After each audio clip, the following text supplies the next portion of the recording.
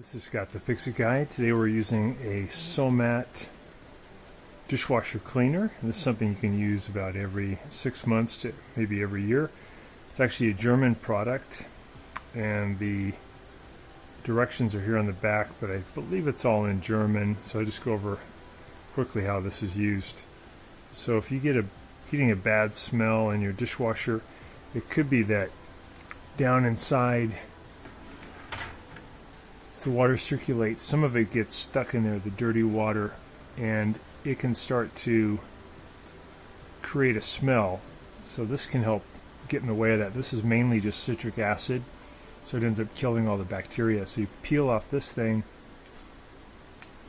you have this kind of spongy surface here, that's normal. Put this in upside down, so it has a hook right here. Just want to make sure it's suspended. One of these hooks.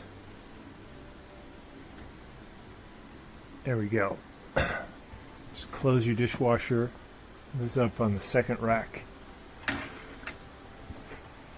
then you pick the hottest setting, and on this Miele, this is the Miele Incognito, your strongest setting would be pots and pans or Sani Wash.